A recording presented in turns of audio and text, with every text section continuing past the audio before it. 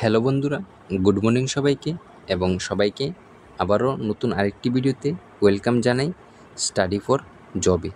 তো তোমরা জানো আমার এই চ্যানেলের মাধ্যমে তোমাদেরকে বিভিন্ন চাকরির নোটিফিকেশনের যে ইনফরমেশন তা কিন্তু আমার এই চ্যানেলের মাধ্যমে দেওয়া হয়। তাছাড়া এখানে কিন্তু প্রাইভেট চাকরির নোটিফিকেশনের ইনফরমেশনও কিন্তু তোমাদের এই চ্যানেলের মাধ্যমে দেওয়া হয় এবং এই চ্যানেলে যে কোনো ভিডিও তোমাদেরকে দেওয়া হয় তা কিন্তু এখানে কোনো ফেক নিউজ তোমাদেরকে দেওয়া হয় না। এই চ্যানেলে তোমরা রিয়েল ভিডিও পাবে। তাছাড়া একটি ভিডিওর কিন্তু বারবার তোমরা রিপিট এই চ্যানেলে পাবে না।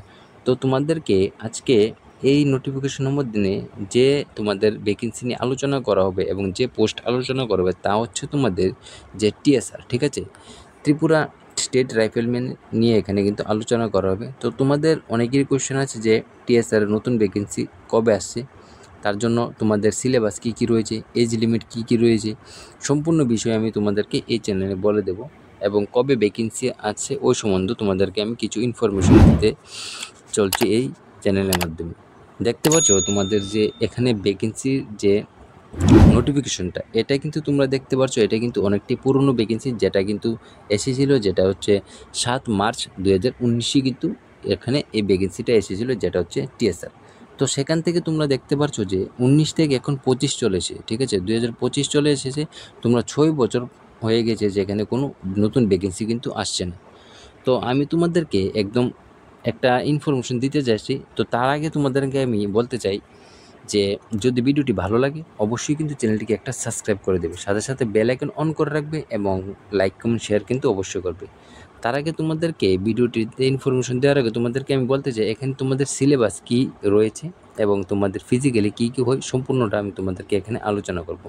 এখানে দেখতে পাচ্ছ যে এখান থেকে টু দ্য ডাইরেক্টরের কথা বলেছে, যেটা হচ্ছে গভর্নমেন্ট অফ ত্রিপুরা, তারপর আগরতলা ওয়েস্ট ত্রিপুরা। এগুলো তো তোমরা জানো। এখানে সাবজেক্ট বলা হয়েছে, কী সাবজেক্ট এখানে বলা হয়েছে যে রাইফেলম্যান সম্বন্ধে বলা হয়েছে, যেটা হচ্ছে মেল এবং ফিমেল সবাই কিন্তু এখানে অ্যাপ্লাই করতে পারে।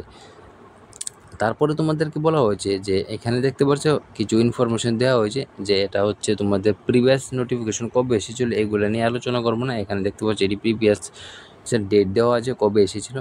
তো তোমাদের এখানে যে এজ লিমিট, তারপর ভ্যাকেন্সি, ঠিক আছে, দেখতে পাচ্ছ তোমাদের যে ভ্যাকেন্সি ছিল তা কিন্তু এখানে দেখো যখন তোমার প্রিভিয়াস ভ্যাকেন্সি এসেছিলো, যেটা হচ্ছে 2019-এ, তার জন্য তোমাদেরকে কতগুলো ভ্যাকেন্সি ছিল এখানে বলা হয়েছে। তারপর দেখতে পাচ্ছ ক্যাটাগরি ওয়াইজ, তারপর দেখতে পাচ্ছ কুক, বারবার, তারপরে যে জেনারেল ডিউটি যেটা হচ্ছে রাইফেলম্যান, কুক, তারপর দেখছো বারবার, ধোবি, সুইপার, এখানে বিভিন্ন পোস্টের আলোচনা কিন্তু এখানে করা হয়েছে। আর এখানে কিন্তু সবাই অ্যাপ্লাই করতে পারবে, মেল এবং ফিমেল সবাই কিন্তু এখানে অ্যাপ্লাই করতে পারবে। এগুলো ছিল তোমার প্রিভিয়াস ইয়ারের যে তোমাদের ভ্যাকেন্সি।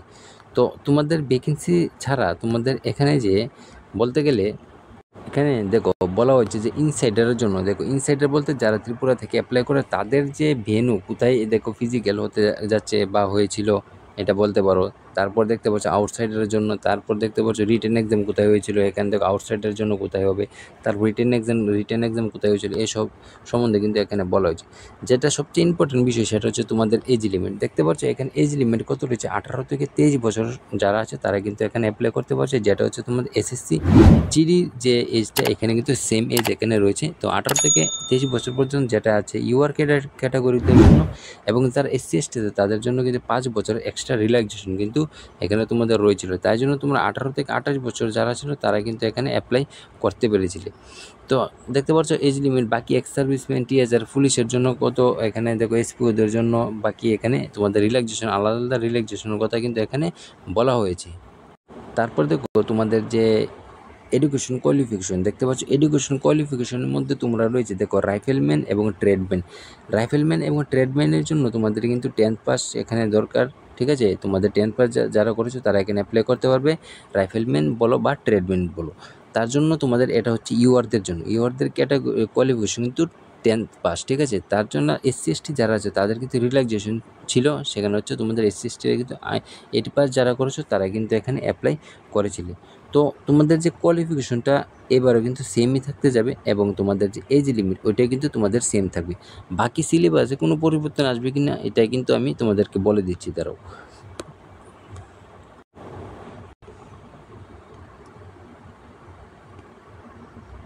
তারপর দেখো তোমাদের যে ফিজিক্যাল, ঠিক আছে, তোমাদের ফিজিক্যালের মধ্যে কী কী ছিল, মেল এবং ফিমেল দেখতে পাচ্ছ। মেল যারা ইউআরএন এসসিদের জন্য তোমাদের হাইট কত ছিল, 170 সেন্টিমিটার।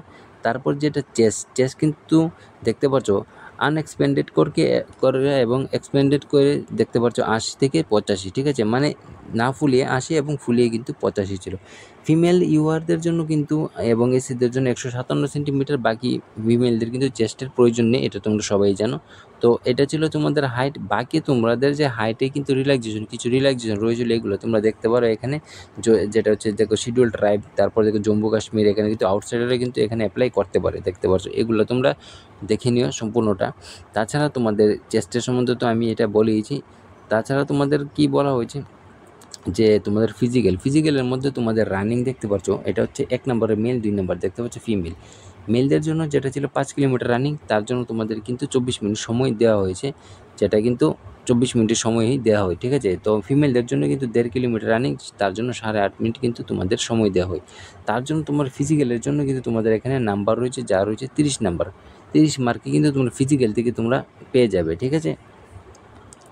তারপর দেখো এখানে দেখো নোট করে বলা হয়েছে যারা ফিজিক্যাল পাস করবে, ঠিক আছে। এখানে কিন্তু বলা হয়েছে যে physical efficiency test will be compulsory to the move to the next stage, ঠিক আছে। নেক্সট স্টেজে যেটা রিটেন এক্সাম দেখতে পাচ্ছ, এখন রিটেন এক্সামে তোমাদের যেতে হলে তোমাদের ফিজিক্যাল কিন্তু পাস করে তারপর কিন্তু রিটেন এক্সাম দিতে যাবে, মানে তোমাদের রিটেন এক্সাম কিন্তু পরে হচ্ছে, আগে কিন্তু তোমাদের ফিজিক্যাল হতে হচ্ছে। তারপর ছাড়া তোমাদের যে রিটেন এক্সামের মধ্যে কিন্তু তোমাদের কিন্তু 60 মার্কের রিটেন এক্সাম হবে। তার জন্য ABCD 4টি পার্টে তোমাদের কিন্তু ভাগ করা হয়েছে। প্রথমে রিজনিংয়ের জন্য 15টি কোশ্চেনের জন্য 15 মার্ক দেওয়া হবে। তারপর জেনারেল অ্যাওয়ারনেসের জন্য 15 কোশ্চেনের জন্য 15টি মার্ক দেওয়া হবে। তারপর দেখতে পাচ্ছ যে অ্যারিথমেটিকের জন্য যেটা 15 কোশ্চেনের জন্য 15টি মার্ক দেওয়া হবে এবং ইংলিশ, হিন্দি বা বেঙ্গলি বা ককবরক যে কোনো একটি ভাষায় তোমাদের 15 কোশ্চেনের জন্য 15 মার্ক দেওয়া হবে, যার জন্য সময় দেওয়া হবে তোমাদের কিন্তু 2 ঘন্টা। দেখো 60 নাম্বারের মার্কের জন্য কিন্তু 2 ঘন্টা সময় দেওয়া হচ্ছে, যেটা কিন্তু অনেকটাই তোমাদের বেশি। তার জন্য কিন্তু নেগেটিভ মার্কিং রয়েছে, যেটা হচ্ছে 0.25 কিন্তু তোমাদের নেগেটিভ মার্কিং কিন্তু তোমাদের রয়েছে।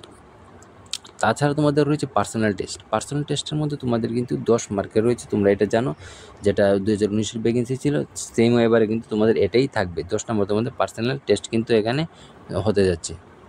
বাকি তোমাদের দেখো তোমাদের যে ভ্যাকেন্সিটা কিন্তু দেখতে পাচ্ছ 9 মার্চ থেকে 8 জুন পর্যন্ত তোমরা এখানে অ্যাপ্লাই করতে পেরেছিলে। এই অ্যাড্রেসে তোমাদের যে স্পিড পোস্টের মাধ্যমে কিন্তু তোমরা এখানে অ্যাপ্লাই করেছিলে এবং তোমাদের যে অ্যাপ্লিকেশন ফি দেখতে পাচ্ছ 100 টাকা রয়েছে এবং যারা SC/ST BPL আছে তাদের কিন্তু 50 টাকা রয়েছে এবং 100 টাকা রয়েছে তোমাদের ইউআরদের জন্য। তো দেখতে পাচ্ছ 2019-এ কিন্তু লাস্ট ভ্যাকেন্সি এসেছিলো, তার জন্য তোমাদের যে ফর্মটা ছিল, ঠিক আছে। তারপর দেখো তোমাদের এই ফর্মটা তোমরা এখানে কিন্তু সম্পূর্ণটা ফিল আপ করে নিয়ে তারপর কিন্তু তোমরা স্পিড পোস্টের মাধ্যমে কিন্তু সাবমিট করেছিলে তোমাদের যেটা হচ্ছে অ্যাপ্লিকেশন, ঠিক আছে। তো এটা কিন্তু অনলাইন কিন্তু হয়নি, এটা অফলাইন হয়েছিল। তো এগুলা দেখতে পাচ্ছ যে 19-এ ভ্যাকেন্সি এসেছিলো, সেটা কিন্তু অনেক টাইম হয়ে গেছে, দেখতে পাচ্ছ এখনও 2019-এ। তো এখন 6 ইয়ার কিন্তু হয়ে গেছে, ঠিক আছে, 6 বছর অলমোস্ট হয়ে গেছে, এখনও কিন্তু নতুন ভ্যাকেন্সির কোনো খবর নেই। তো এখানে আমি তোমাদেরকে বলতে চাই তোমাদের ভ্যাকেন্সি দেখো, যদি এটা সেন্ট্রালের জব হতো তাহলে কিন্তু এখন 6 বছরের মধ্যে মিনিমাম তোমাদের কিন্তু 2বার ভ্যাকেন্সি এসে যেত, ঠিক আছে। তোমাদের 2বার কিন্তু ভ্যাকেন্সি অলমোস্ট চলে যেত। দেখো 19-এ হয়েছিল, মিনিমাম তোমরা 22, 24 বা 25 এরকমভাবে তোমরা বলতে পারো 2 থেকে 3বার বা 2বার তোমরা ধরে নাও, 2বার কিন্তু তোমাদের নতুন ভ্যাকেন্সি চলে আসতো। কিন্তু এটা হচ্ছে যে বলতে গেলে স্টেটের যে এটা জবের ক্ষেত্রে কিন্তু অলমোস্ট সব কিছু কিন্তু অনেক লেট কাজ হয়। তো তোমাদেরকে আমি বলতে চাই তোমাদের যে TSR-এর ভ্যাকেন্সি সেটা কিন্তু আসার খুবই কিন্তু প্রয়োজন, কেননা 6 বছর হয়ে গেছে এবং তোমাদের এজ লিমিট, ঠিক আছে, এজও কিন্তু অনেকেই কিন্তু ওভার এজ হয়ে যাবে, ঠিক আছে। তো তোমাদের এখানে কিন্তু তোমাদের অনেকগুলো জব রয়েছে, দেখতে পারো JRBT রয়েছে, ঠিক আছে, JRBTর নতুন ভ্যাকেন্সির কথা কিন্তু হচ্ছে। তারপর দেখো TSR কথা হচ্ছে, তারপর ত্রিপুরা পুলিশের রয়েছে। তোমাদের বলতেছে এখন কিন্তু আগে যতটুকু তো আমার এক্সপিরিয়েন্স, তার জন্য কিন্তু JRBTর নতুন ভ্যাকেন্সি কিন্তু আগেই মনে হচ্ছে আসবে, ঠিক আছে। তারপর হতে পারে ত্রিপুরা পুলিশ, তারপর হতে পারে TSR, ঠিক আছে। তো TSR সম্বন্ধে কিন্তু এখনও কিন্তু নতুন আপডেট কিন্তু কিছু নেই। যখনই তোমাদের নতুন কিছু আপডেট আসবে তাহলে অবশ্যই কিন্তু সবার আগে আমার এই চ্যানেলের মাধ্যমে কিন্তু তোমরা পেয়ে যাবে।